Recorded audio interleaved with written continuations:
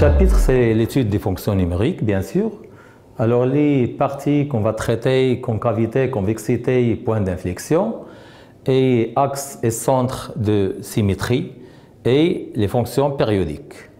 Alors, en commençant par la concavité, convexité, point d'inflexion, on va considérer une fonction f définie sur un intervalle i, et soit f, cf, sa courbe représentative. Alors, pour la définition, on a rassemblé ici la définition de la courbe concave, convexe et point d'inflexion. Alors, on dit qu'une courbe CF est concave, c'est les au-dessous de tous ses tangentes. De même, on dit que CF est convexe, c'est les au-dessus de ses tangentes. Et un point d'inflexion, bien sûr, de la courbe CF toujours, si la tangente ACF au point A traverse la courbe en ce point. Alors, notre chapitre, c'est l'étude des fonctions, concavité, convexité et point d'inflexion. Bien sûr, on va considérer une fonction f définie sur un intervalle i et soit cf, sa courbe représentative.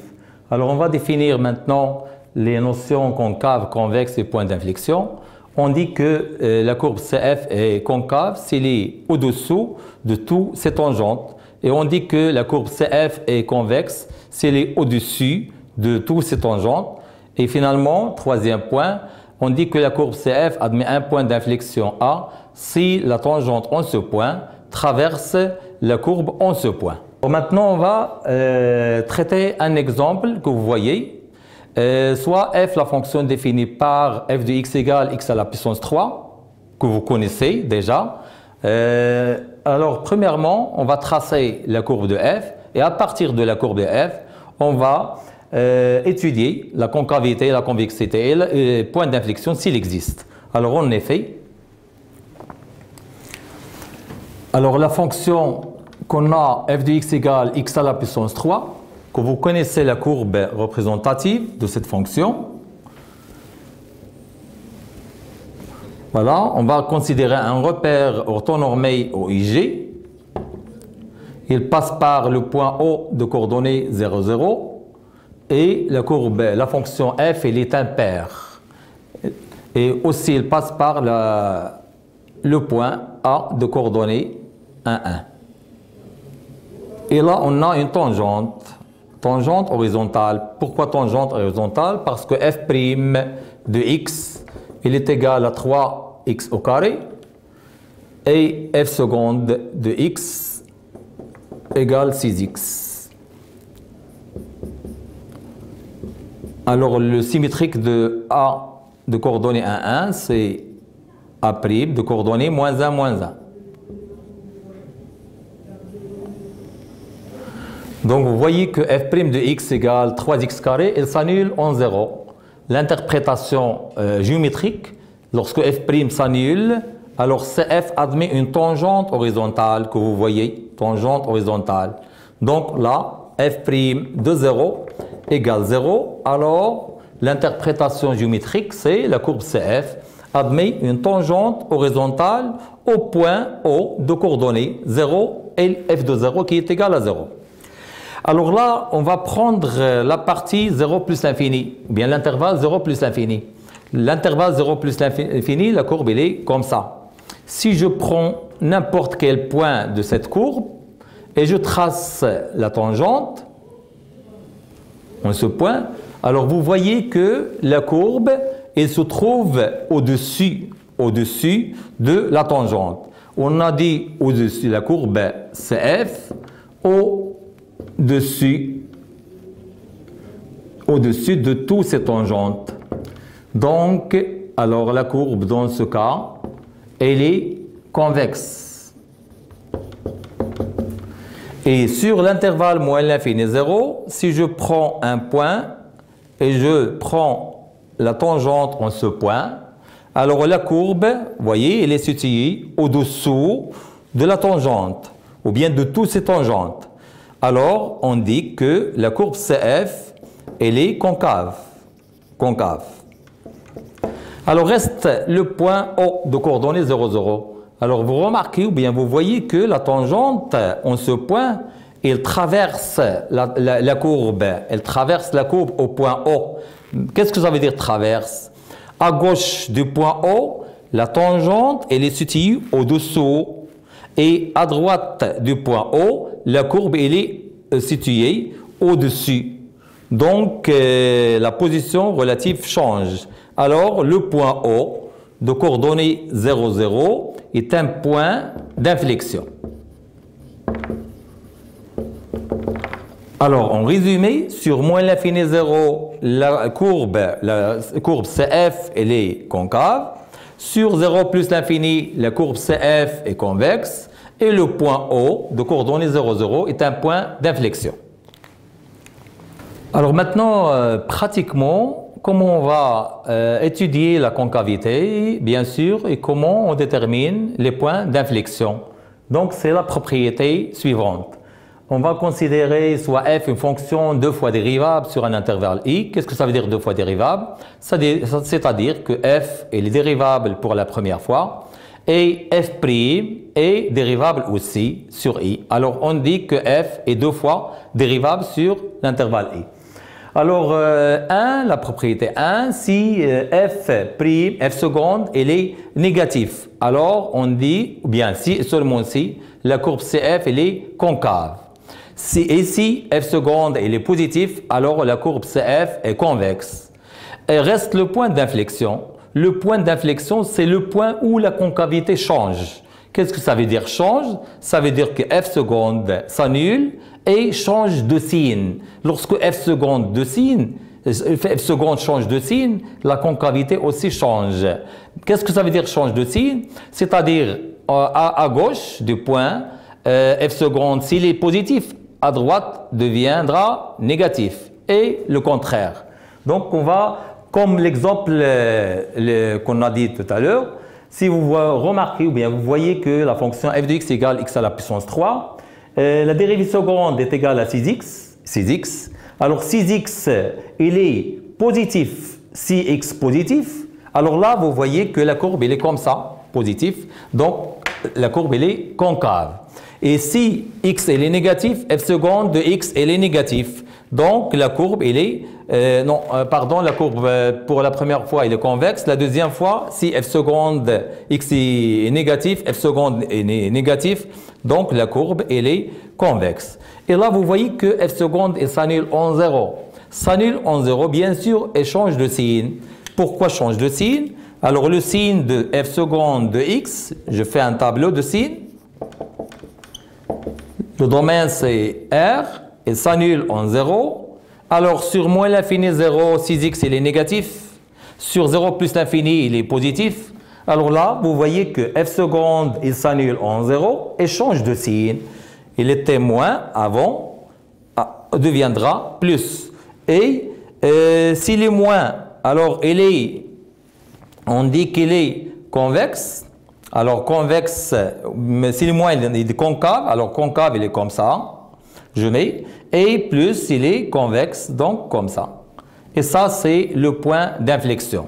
Seulement, il faut toujours signaler que pour dire que le point d'inflexion, que f seconde s'annule en 0 et change de signe. Ce qui est important, c'est change de signe. S'annule et change de signe, donc on a deux conditions. On va prendre maintenant l'exemple suivant, soit f la fonction définie sur R, telle que f de x égale x à la puissance 3 moins 3x carré, fonction polynôme de degré 3. Alors la question, c'est étudier la concavité de CF. Lorsqu'on dit étudier la concavité, c'est-à-dire quand est-ce qu'elle est concave ou bien convexe, et puis déterminer ses points ou bien son point d'inflexion, bien sûr s'il existe toujours. Alors en effet, f de x égale x à la puissance 3 moins 3x carré, c'est notre exemple. Donc la fonction f est une fonction polynôme. Donc f, elle est dérivable deux fois sur R. Et pour tout x appartient à R, on a alors f' de x. Alors la dérivée de x à la puissance n, c'est nx à la puissance n moins 1. Donc la dérivée de x puissance 3, c'est 3x au carré. Moins la dérivée de lambda f. Alors lambda f, c'est lambda f'. Lambda, pourquoi on n'a pas dérivé lambda? Lambda, c'est une constante qui ne dépend pas de x. Et la dérivée de x carré, c'est 2x fois 3, donc ça fait moins 6x. Ça, c'est la dérivée première. Maintenant, on va passer à la dérivée seconde. Bien sûr, la dérivée seconde, f seconde, c'est la dérivée de f'. f seconde de x. Alors, f seconde, on a dit que la dérivée de f', f'. Alors, toujours lambda f, c'est lambda f'. La dérivée de x carré, c'est 2x fois 3, donc c'est 6x. Moins la dérivée de 6x, c'est 6, parce que la dérivée de ax plus b, c'est aa. Alors, vous voyez que f seconde de x égale 6 facteurs de x moins 1. Donc, le signe de f seconde de x est celui de x moins 1, si c'est le positif. D'où le tableau, on a dit le tableau de concavité. Alors, tableau de concavité, toujours, je mets x et le domaine de définition, et après, où il s'annule f seconde. f seconde, c'est-à-dire x moins 1, s'annule en 1. De la forme ax plus b, signe de a à droite, aussi ce qui est positif, donc c'est plus. Et là, je mets signe contraire, moins. Donc le signe de f seconde de x. Après, la troisième case, c'est la concavité. Alors, concavité de CF.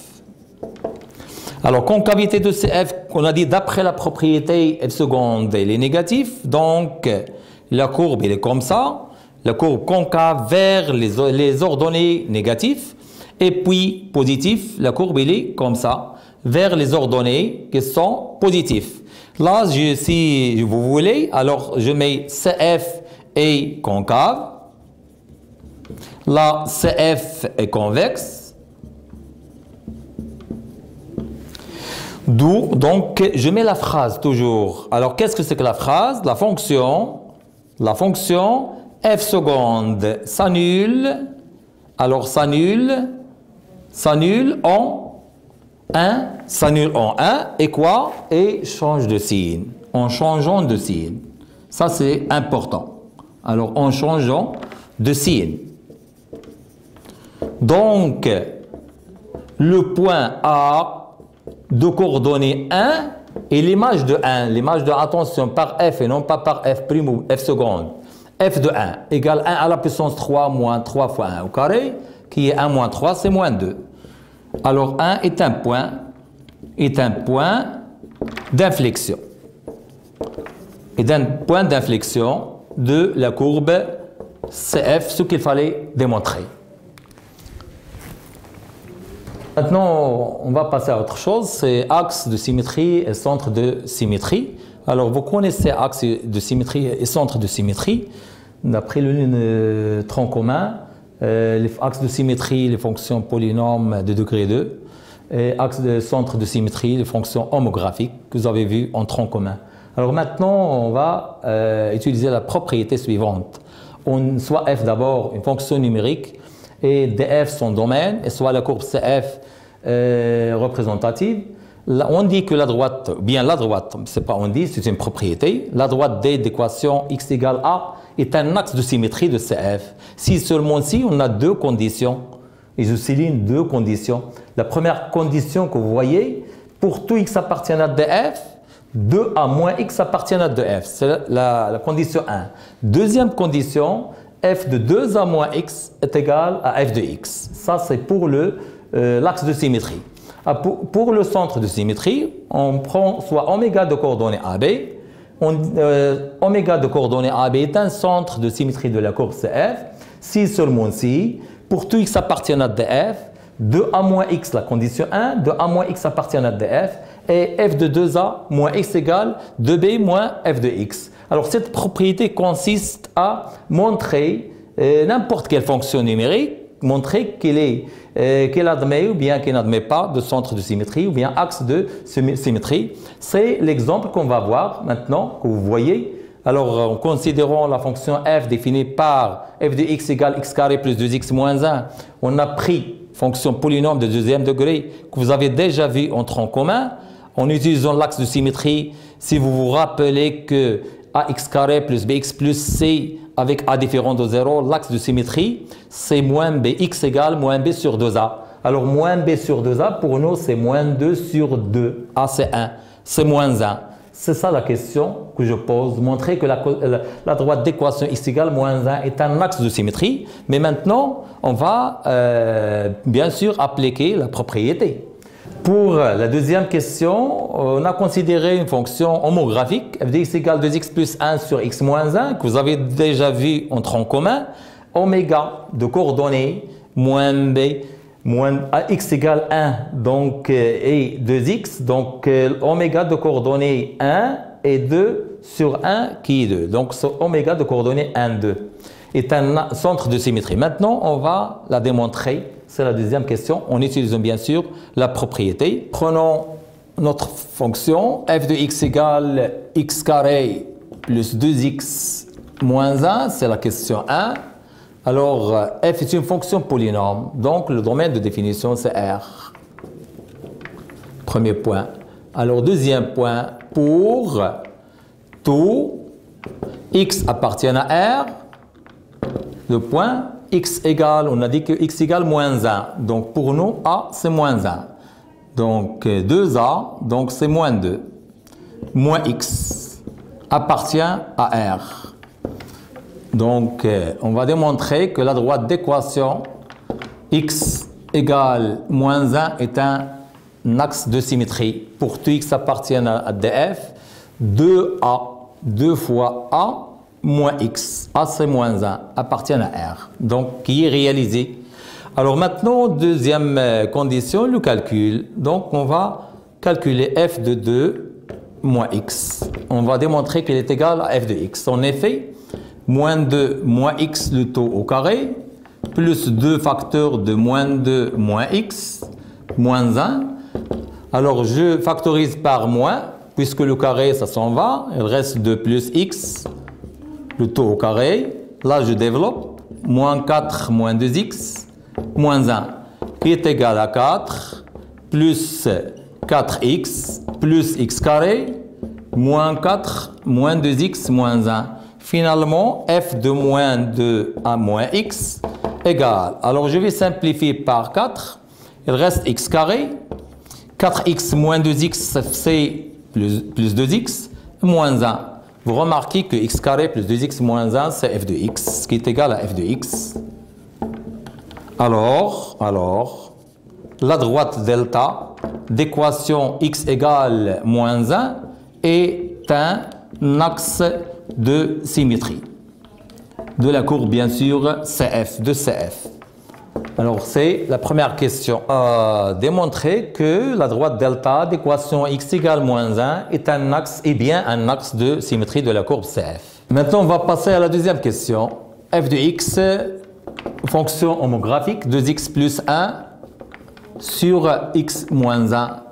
Alors d'abord, il faut toujours déterminer le domaine de définition. N'importe quelle opération. Le domaine de f, c'est R privé de 1. Si vous devrez écrire sous forme des intervalles, c'est moins l'infini 1, union 1 plus l'infini. Alors, montrons que le point oméga de coordonnées 1, 2 est un centre de symétrie. Bien sûr, de CF. Alors, on a dit que soit x appartient à df, soit x appartient à df. Alors, x, il est différent de 1. Donc, on va démontrer que 2a moins x appartiennent aussi à df. Qu'est-ce que c'est que a? A, on a a, c'est 1. Et 2 fois a moins x, ça fait 2 fois 1, donc c'est 2 moins x. Alors, x différent de 1, alors, moins x, il est différent de moins 1. Et par suite, j'ajoute 2, 2 moins x, il est différent de moins 1 plus 2, qui est différent de 1. Qu'est-ce que ça veut dire 2 moins x différent de 1? Ça veut dire que 2 moins x appartiennent à df. Alors 2 moins x appartient à df.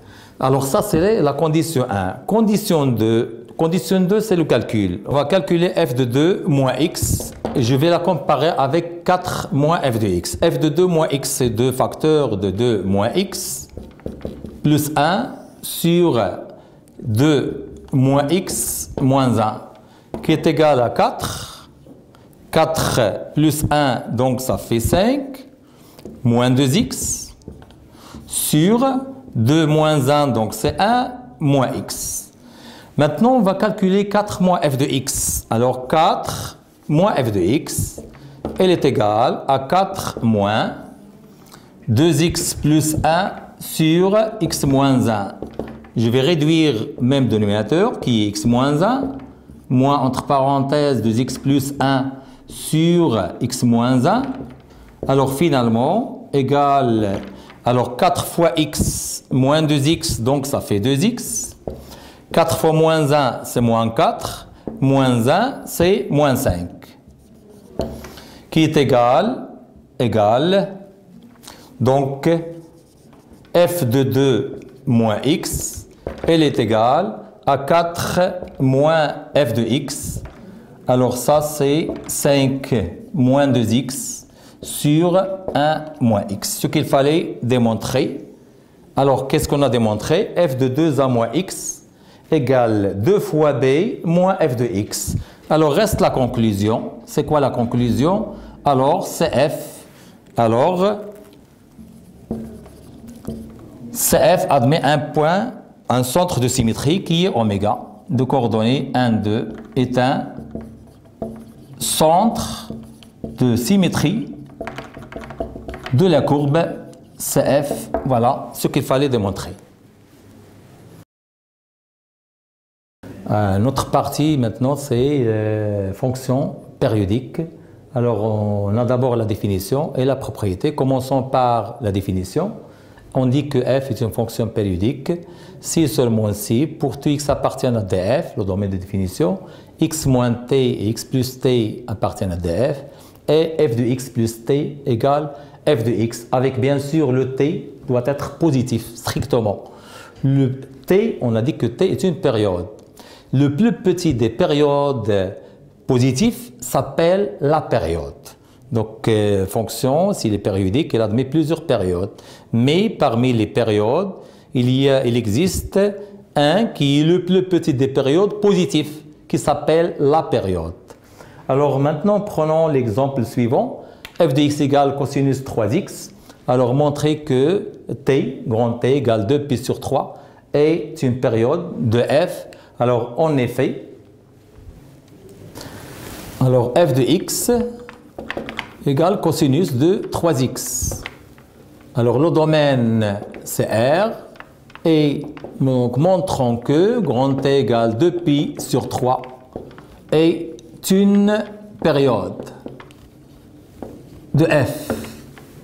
Alors, pour tout x appartient, pour tout x appartient à R, bien sûr, les deux conditions, x plus t et x moins t appartiennent à R. Là aussi appartiennent à R.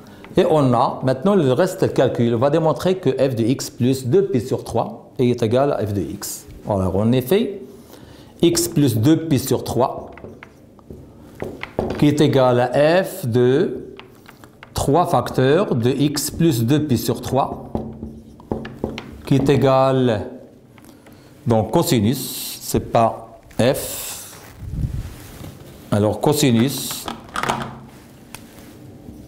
qui est égal à cosinus de 3x plus 2π, et on sait que cos x plus 2kπ est égal à cos x, donc est égal à cosinus 3x qui est égal à f de x.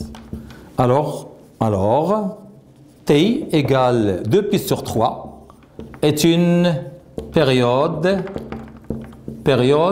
de f. On a dit est une période. Donc la propriété suivante, on va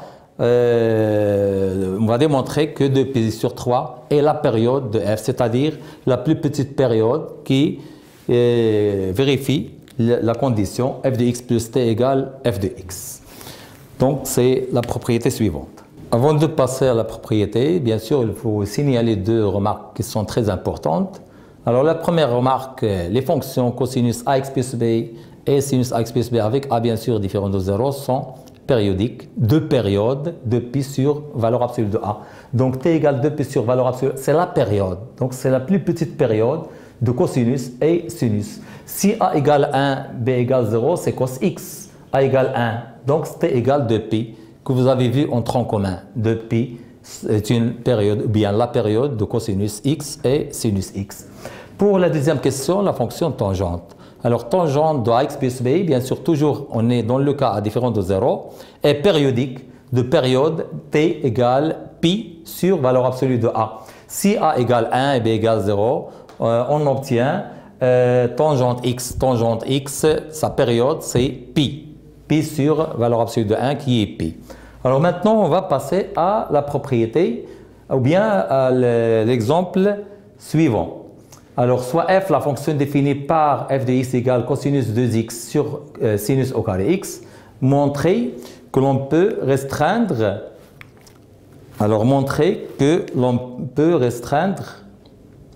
la fonction f sur 0 pi de b.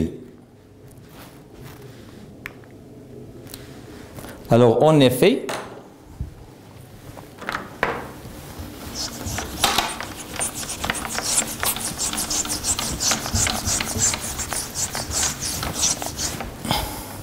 notre fonction, c'est f de x égale cosinus 2x sur sinus au carré x.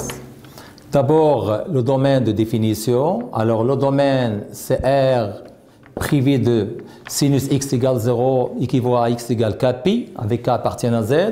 Donc, R privé de kpi, avec k appartient à z.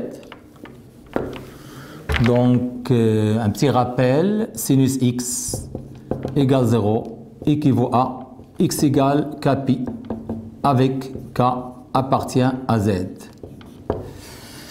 Alors, deuxièmement, donc on va montrer que, comme vous voyez, on va montrer qu'il est périodique. Avant de montrer qu'il est périodique, alors vous voyez que la fonction, elle est paire. Alors, pour tout, x appartient à df, deux points, moins x appartient à df, et on a f de moins x est égal à cosinus moins 2x sur sinus au carré de moins x. Cos de moins x, c'est cosinus x, donc cos de moins 2x, c'est cosinus 2x. Et sinus au carré, attention, il faut faire attention, le carré, c'est-à-dire sinus de moins x, le tout au carré. Donc, f de moins x est égal cos 2x sur sinus de moins x c'est moins sinus x, avec le carré, ça donne sinus au carré x. Donc, c'est cosinus 2x sur sinus au carré x, qui est égal à f de x, d'où f est paire. Alors, si f est paire, il suffit d'étudier f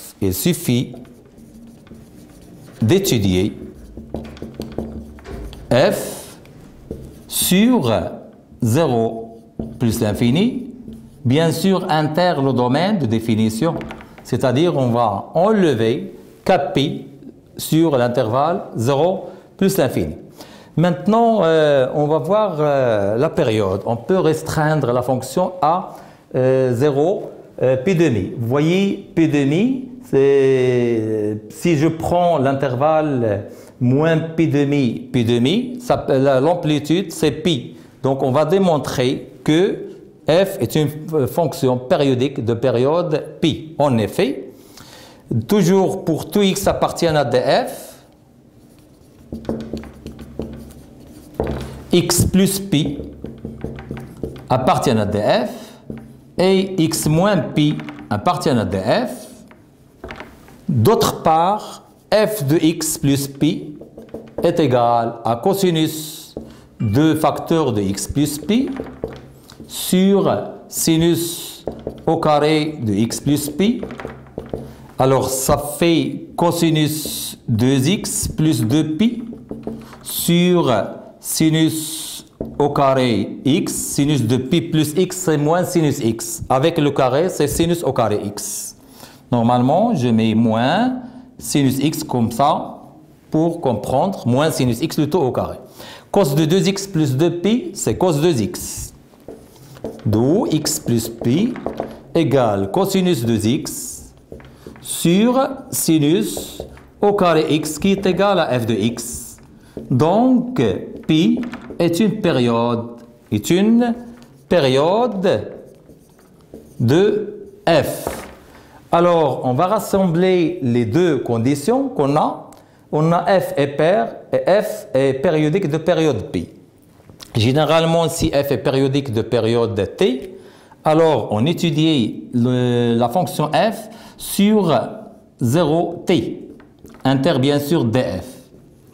Ici, f il est pair ou bien impair, on étudie la fonction sur 0 t sur 2 inter df. Au lieu de travailler sur 0t, on travaille sur seulement 0t sur 2 parce que la fonction elle est paire. Après, on complète la courbe en utilisant la symétrie par rapport à l'axe des ordonnées puisque f elle est paire. Donc l'image de 0t par rapport à l'axe des ordonnées c'est moins t 0. Comme ça, on va tracer la courbe sur moins t 0. Et vous voyez que l'amplitude de moins t, c'est moins t sur 2. Donc ça, c'est t sur 2. Donc l'image de 0t sur 2, c'est moins t sur 2, 0. Alors, on va tracer la courbe sur moins t sur 2, qui est d'amplitude t, qui est la période qu'on a trouvée. Donc, conclusion, on peut restreindre. Alors, qu'est-ce que ça veut dire restreindre? Ça veut dire qu'on peut étudier la fonction f au lieu de sur le domaine de définition. Alors, on étudie la fonction f sur 0 pi. Sur 0 pi demi. Alors, on peut restreindre l'étude de f sur 0 pi demi. Vous voyez que 0 n'appartient pas au domaine pour k égale 0, donc ouvert. Et pi demi aussi pour pi demi, oui, appartient, donc pas de problème. Donc la courbe, la fonction f est restreindre sur l'intervalle 0 pi demi. Maintenant, pour étudier ou bien tracer la courbe sur le domaine, donc on va tracer la symétrique de 0 pi demi par rapport à l'axe des ordonnées puisque f est paire. Donc sur moins pi demi 0. Après sur moins pi demi 0, 0 pi demi, donc on a obtenu sur l'intervalle moins pi demi qui est d'amplitude pi. Après on fait une translation à droite ou bien à gauche de vecteur grand T fois I à droite et de vecteur moins T I à gauche. Avec le T, c'est la période qu'on a trouvée P. Maintenant, on a fini les trois parties. Alors, qu'est-ce qu'on a fait? La concavité, convexité, point d'inflexion, c'est la partie 1. La partie 2, c'est centre et axe de symétrie. Et la partie 3, c'est fonction périodique. Donc, les trois parties avec le cours, avec les exemples et applications. Bonne chance.